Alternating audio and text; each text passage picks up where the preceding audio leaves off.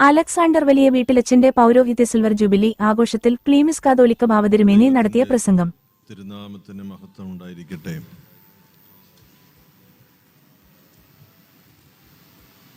നമുക്ക് പ്രിയങ്കരനായ നമ്മുടെ ഈ ഇടവകയുടെ പ്രിയപ്പെട്ട മകൻ ബഹുമാന്യനായ അലക്സാണ്ടർ വലിയ വീട്ടിലച്ചൻ, കർത്താവ് കൃപയായി അദ്ദേഹത്തിലൂടെ സഭയ്ക്കും സഭയിലൂടെ അദ്ദേഹത്തിനും നൽകിയ പൗരോഹിത്യത്തിൻ്റെ അഭിഷേക ശുശ്രൂഷയിൽ 25 വർഷം ജൂബിലിയുടെ അനുഗ്രഹീത സന്ദർഭമായി നാം കർത്താവിന് നന്ദി പറഞ്ഞ് ആഘോഷിക്കുകയാണ്. ദൈവം തൻ്റെ വാത്സല്യം മനുഷ്യനോട് പങ്കുവയ്ക്കുന്നതിന് അവിടത്തേക്ക് മാത്രമായ തീരുമാനത്തിൽ ഇടപെടുന്നതിന് വിവിധ സന്ദർഭങ്ങളിൽ അവിടുന്ന് അപ്രകാരം ചെയ്തിട്ടുണ്ടെന്ന് വിശുദ്ധ സുവിശേഷത്തിൻ്റെ താളുകളിൽ നിന്ന് നാം മനസ്സിലാക്കുന്നുണ്ട്. മഹാപുരോഹിത പ്രാർത്ഥനയ്ക്ക് മുൻപ് അവിടുന്ന് തൻ്റെ പ്രിയപ്പെട്ട ശിഷ്യന്മാരെ അടുത്ത് വിളിച്ച് തൻ്റെ ഹൃദയം തുറന്ന് അവരോട് സംസാരിക്കുന്ന ഭാഗമാണ് ഇന്ന് സുവിശേഷമായി നമുക്ക് ലഭിച്ചത്. മഹാപുരോഹിത പ്രാർത്ഥനയുടെ ഒരുക്കമായി അവിടുന്ന് നടത്തിയ ഈ ഹൃദ്യമായ പങ്കുവയ്ക്കൽ മനുഷ്യ ജീവിതത്തിൻ്റെ ക്രിസ്തു ശിഷ്യൻ്റെ ജീവിതത്തിലെ ദൈവം വിളിച്ച അവിടുത്തെ ഭക്തൻ്റെ, അവിടുത്തെ അന്വേഷിക്കുന്നവരുടെ, അവിടുത്തെ നാമത്തിൽ സുവിശേഷം പ്രഘോഷിക്കുന്നതിന് അഭിഷേകം പ്രാപിക്കുന്നവരുടെ ജീവിതത്തിൽ ഇതൊരു സ്ഥിരീകരണമാണ്. ഞാൻ നിങ്ങളെ ദാസന്മാർ എന്ന് വിളിക്കില്ല, സ്നേഹിത എന്ന് വിളിക്കുന്നു. കാരണം യജമാനൻ ചെയ്യുന്നത് എന്ത് എന്ന് ദാസൻ അറിയുന്നില്ല. സ്വർഗസ്ഥനായ പിതാവിൽ നിന്ന് ശിഷ്യന്മാർക്ക് അവിടുന്ന് വെളിപ്പെടുത്തി കൊടുത്ത ജീവിതത്തിൻ്റെ മർമ്മം, ആരായിരിക്കുന്നു, എന്താകുവാൻ സ്വർഗം ആഗ്രഹിക്കുന്നു എന്നത് സ്നേഹിതർക്ക് അവിടുന്ന് വെളിപ്പെടുത്തി കൊടുക്കുമ്പോൾ ആ ഗണത്തിൽ ഉൾപ്പെട്ടിരിക്കുന്ന നമ്മുടെ പ്രിയപ്പെട്ട അലക്സാണ്ടർ അച്ഛൻ്റെ പൗരോഹിത്യത്തിൻ്റെ ജൂബിലിയാണ് നാം ആഘോഷിക്കുന്നത്. അദ്ദേഹം ഒരു വൈദിക വിദ്യാർത്ഥിയായി ബത്തേരി ഭദ്രാസനത്തിൽ പഠിക്കുമ്പോഴും വൈദിക പട്ടം സ്വീകരിക്കുമ്പോഴും ഇവിടുത്തെ പഴയ ദൈവാലയത്തിൽ വെച്ച് ആദ്യ വിശുദ്ധ കുർബാന അർപ്പിക്കുമ്പോഴും അദ്ദേഹത്തോടടുത്ത് നിൽക്കുന്നതിന് എനിക്ക് ഭാഗ്യമുണ്ടായി. പൗരോഹിത്യത്തിൻ്റെ ആദ്യ വർഷങ്ങളിൽ ബത്തേരി ഭദ്രാസനത്തിലെ പൗരോഹിത്യ കൂട്ടായ്മയിൽ ശുശ്രൂഷ ചെയ്ത് അദ്ദേഹം തൻ്റെ ഈ അഭിഷേക ശുശ്രൂഷ ആരംഭിച്ച് ഇപ്പോൾ തിരുവനന്തപുരം മേജർ അതിരൂപതയിൽ വൈദിക ശുശ്രൂഷ തുടരുകയാണ്. ഈ കുടുംബത്തോട് അടുത്ത് മനസ്സിലാക്കുന്നതിനും അവരുടെ സ്നേഹം അനുഭവിക്കുന്നതിനുമൊക്കെ എനിക്ക് അനേക സന്ദർഭങ്ങളുണ്ടായിട്ടുണ്ട്. അതുകൊണ്ട് തന്നെ അദ്ദേഹത്തോടുള്ള വ്യക്തിപരമായ സ്നേഹവും ആ വലിയ സന്തോഷവും അതെല്ലാം ചേർത്താണ് ഈ ജൂബിലിയിൽ നിങ്ങളോടൊപ്പം ഞാനും സംബന്ധിക്കുന്നത്. മാത്രവുമല്ല, വലിയ വീട്ടിൽ കുടുംബത്തോട് നമ്മുടെ സഭയ്ക്ക് ഒരു വലിയ ബന്ധമുണ്ട്. ദിവംഗതനായ വലിയ വീട്ടിൽ കോറപ്പിസ്കോപ്പ മലങ്കര സുറിയാനി കത്തോലിക്ക സഭയുടെ ധീരനായ ഒരു പ്രേക്ഷിതനായി, അഭിഷിക്തനായി സഭാ കൂട്ടായ്മകൾ നമ്മുടെ ഈ പ്രദേശത്ത് ശക്തമാകുന്നതിന് ദൈവം ഉപയോഗിച്ച ഒരു പുരോഹിതനാണ്. അദ്ദേഹത്തിൻ്റെ പൗരോഹിത്യ ശുശ്രൂഷയുടെ നന്മകൾ, അതിൻ്റെ കൃപാവരം വലിയ പ്രാധാന്യമുള്ള ചരിത്ര നിമിഷങ്ങളായി തന്നെ സഭ സ്വീകരിക്കുന്നു. ആ കുടുംബത്തിലെ പ്രിയപ്പെട്ട ഒരു മകൻ വല്യച്ഛൻ്റെ അനുഗ്രഹീതമായ ശുശ്രൂഷ വഴിയിൽ പ്രവേശിച്ചപ്പോൾ സഭ ഏറെ സന്തോഷത്തോടെ ആ വലിയ തീരുമാനവും വലിയ ശുശ്രൂഷയും കാണുകയുണ്ടായി. ദിവംഗതനായ സിറിൽ ബസേലിയോസ് ബാവാതിരുമേനി അലക്സാണ്ടറച്ചൻ്റെ കുടുംബത്തെക്കുറിച്ച് അന്ന് ബത്തേരിയിൽ വെച്ച് പറഞ്ഞപ്പോൾ എന്നോട് പറഞ്ഞ കാര്യം ഇപ്പോഴും എൻ്റെ മനസ്സിലുണ്ട്. ഇപ്പോൾ ഈ ജൂബിലിയിൽ സംബന്ധിക്കുമ്പോഴും അതെൻ്റെ ചെവിയിൽ വ്യക്തമായി അത് മുഴങ്ങുന്നുണ്ട്. നമ്മുടെ വലിയ വീട്ടിലച്ഛൻ്റെ ഒരു കൊച്ചുമകനാണിത്. ആ ബന്ധം ഇപ്പോഴും മനസ്സിൽ ഹൃദ്യമായി സൂക്ഷിക്കുന്നു, കരുതുന്നു എന്ന് മറ്റാരെയേക്കാൾ വ്യക്തമായി നമ്മുടെ ജൂബിലേറിയന് അറിയാം. ദൈവത്തോട് നന്ദി പറയും. പൗരോഹിത്യത്തിൻ്റെ കൃപാവരം ഒരു ഓർഗനൈസേഷണൽ കപ്പാസിറ്റി പ്രകടമാക്കുന്ന ഒരു മേഖലയിൽ ഒരു വ്യക്തിക്ക് ദൈവം പല സിദ്ധികളും കൃപകളും അഭിഷേകത്തിൻ്റെ നൽവരങ്ങളും ഒക്കെ നൽകിയിട്ടുണ്ട്. വ്യത്യസ്തമായ രീതിയിലാണ് ആ കാര്യങ്ങൾ എല്ലാം പ്രകടമാകുന്നത്.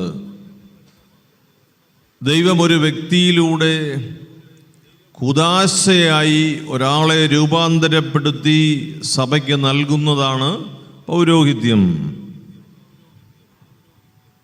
അഭിവന്ദ്യനായ മാർ ഇഗ്നാത്യോസ് പിതാവ് സൂചിപ്പിച്ച് അവസാനിപ്പിച്ചതുപോലെ ജീവിതത്തിൻ്റെ സുപ്രധാനമായ ഘട്ടങ്ങളിൽ കർത്താവിൻ്റെ കാരുണ്യത്തെക്കുറിച്ച് കുദാശയായി ഓർമ്മപ്പെടുത്താനും കുദാശയുടെ അനുഭവം പകർന്നു നൽകാനും പാപപരിഹാരം നൽകാനും ശുദ്ധീകരിക്കാനും ഒരഭിഷിക്തന് സ്വർഗം കൊടുത്തിരിക്കുന്ന കൃപ, അത് മാനുഷിക ദൃഷ്ടിയിൽ മനസ്സിലാക്കുവാൻ ക്ലേശകരമാണ്.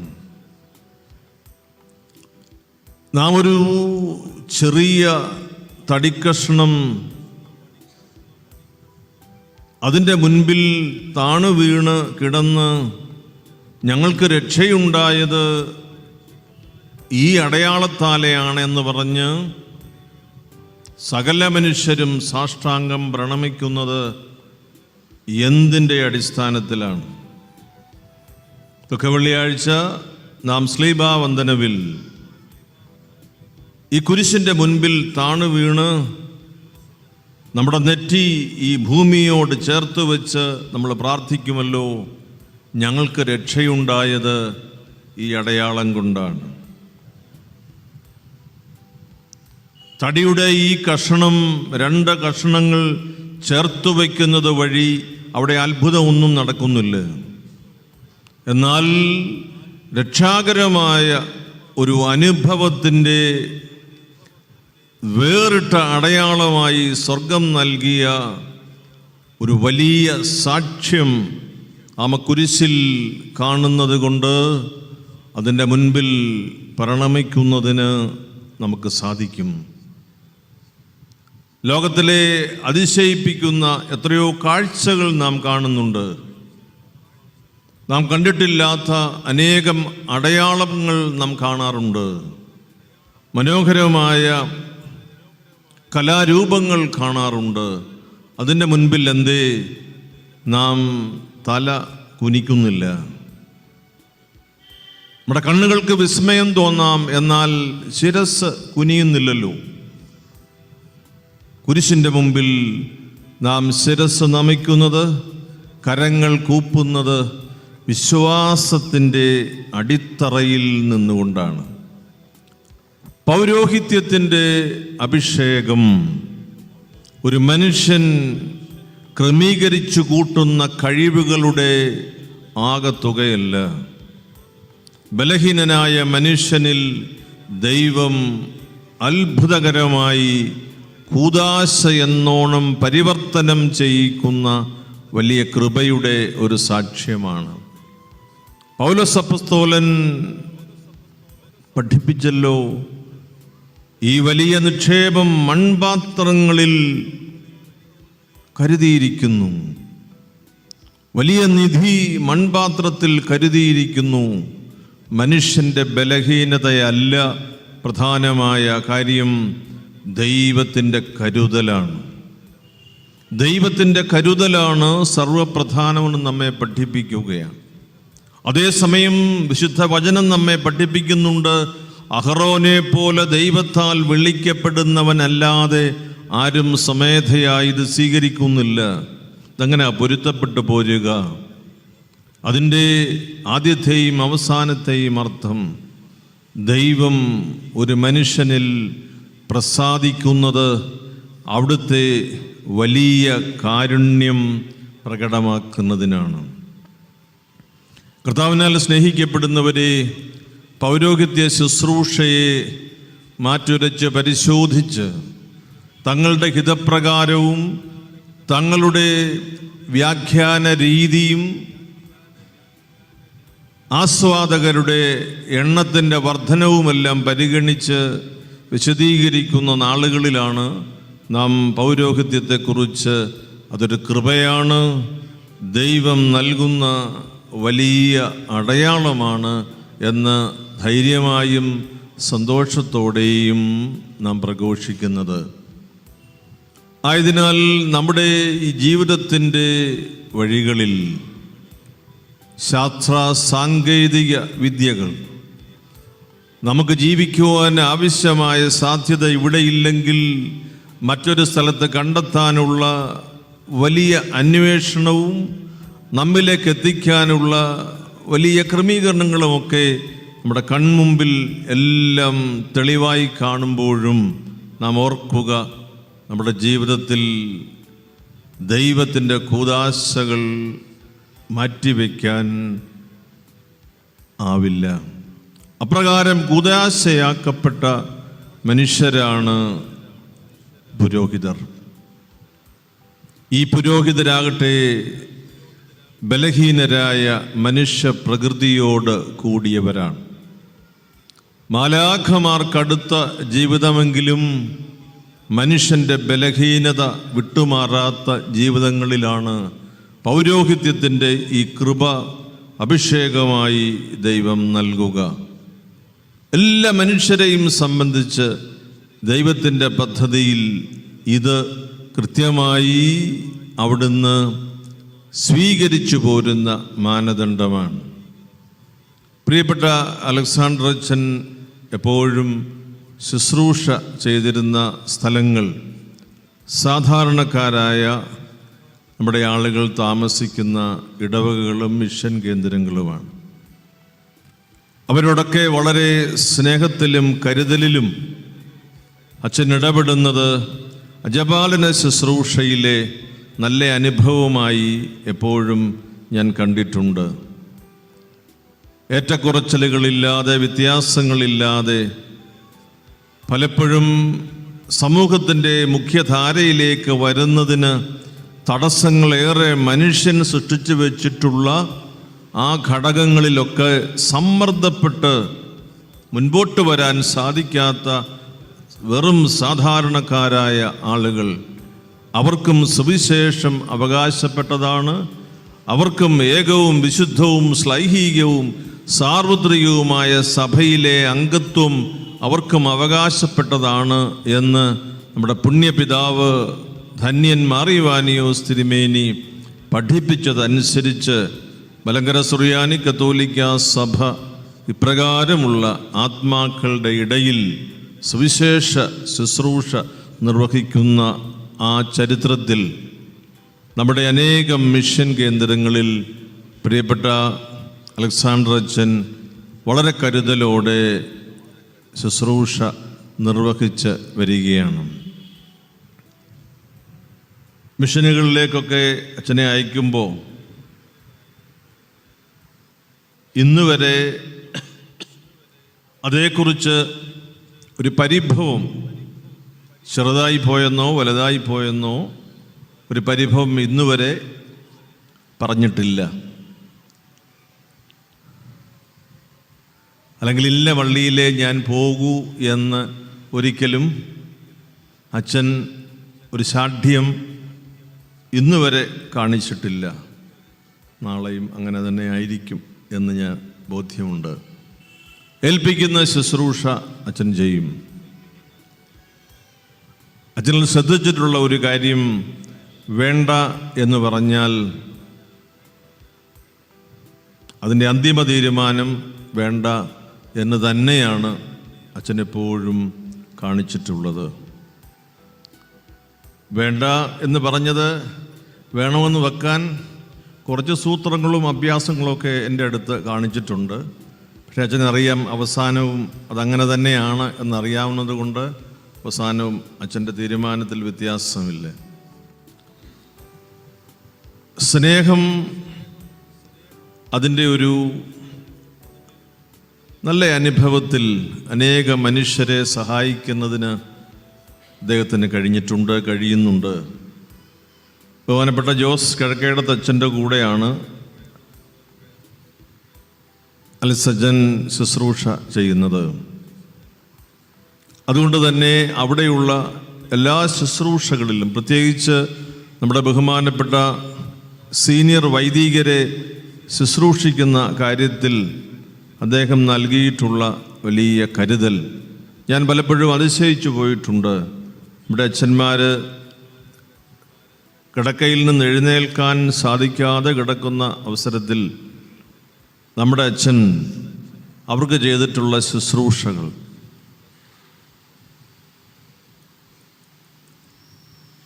ഒരുപക്ഷെ നിങ്ങൾ വിചാരിക്കുന്നതിനേക്കാൾ അപ്പുറത്താണ്.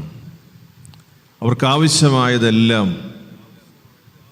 ഒരു കട്ടിലിൽ നിന്ന് എഴുന്നേക്കാൻ വയ്യാതെ കിടക്കുന്ന പ്രായമുള്ള ഒരപ്പച്ചന് കൊച്ചുമക്കൾ എന്തെല്ലാം ചെയ്തു കൊടുക്കണോ, എന്തെല്ലാം കാര്യങ്ങൾ ചെയ്യണമോ അത് മുഴുവൻ ചെയ്യുന്നതിന് ഒരു മടിയും കാണിക്കാതെ വളരെ കരുതലോടെ സ്നേഹത്തോടെ ശുശ്രൂഷിക്കുന്ന ഒരു വൈദികൻ, അച്ഛനെപ്പോലെ അതേ നിഷ്കളങ്കമായ രീതിയിൽ ശുശ്രൂഷിക്കുന്ന വൈദികർ, അവൻ്റെ കൃപ കാണുന്നതിന് ഇതുപോലെയുള്ള അടയാളങ്ങൾ നമുക്ക് ദൈവം നമ്മുടെ കൺമുമ്പിൽ എത്തിക്കും.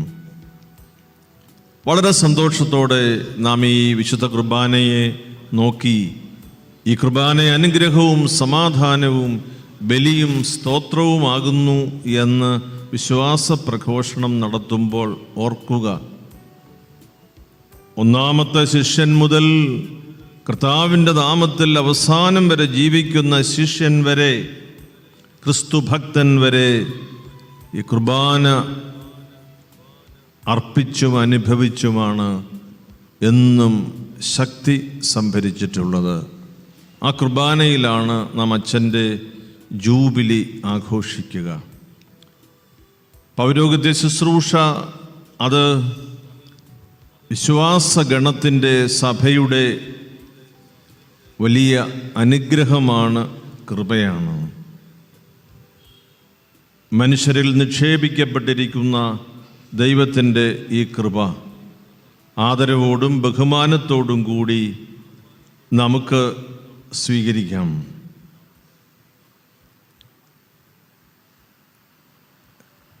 നല്ല ലാളിത്യവും സ്നേഹവും കരുതലും ദീനാനുകമ്പയും ഒക്കെ പ്രകടമാക്കുമ്പോഴും ചെറിയ ചെറിയ ചെവിക്ക് പിടുത്തങ്ങളൊക്കെ അച്ഛന് ഞാൻ കൊടുത്തിട്ടുണ്ട്. വാത്സല്യത്തോടെ കർശനമായി ഒക്കെ ഞാൻ ശുശ്രൂഷയെക്കുറിച്ച് ഓർമ്മപ്പെടുത്തിയിട്ടുണ്ട്. ഇല്ലാത്ത ഒരു വൈദികനോടല്ല ദിവംഗതനായ വലിയ വീട്ടിൽ കോറപ്പിസ്കോപ്പായുടെ ഒരു കൊച്ചുമകനോട് സഭയുടെ പിതാവിനുള്ള സ്വാതന്ത്ര്യവും അധികാരവും ഉപയോഗിച്ചു തന്നെയാണ്. അതുകൊണ്ടാണ് ഈ ജൂബിലിയിൽ പ്രകാരം സന്തോഷത്തോടുകൂടി അച്ഛനോടൊപ്പം ഇവിടെ ഈ സമയം ആയിരിക്കുന്നത്. ദൈവം പ്രിയപ്പെട്ട അച്ഛനെ തുടർന്നും കൃപകൾ നൽകി ബലം നൽകി അനുഗ്രഹിക്കട്ടെ. നാം കൊടുക്കേണ്ടി വരുന്ന കണക്ക് ദൈവജനത്തിൻ്റെ മുൻപിൽ ഞാൻ നിന്നെ ഏൽപ്പിച്ച ഉത്തരവാദിത്തങ്ങൾ നീ നിന്റെ നിലയിൽ നിന്നുകൊണ്ട് എങ്ങനെ നിർവഹിച്ചു എന്നതാണ്.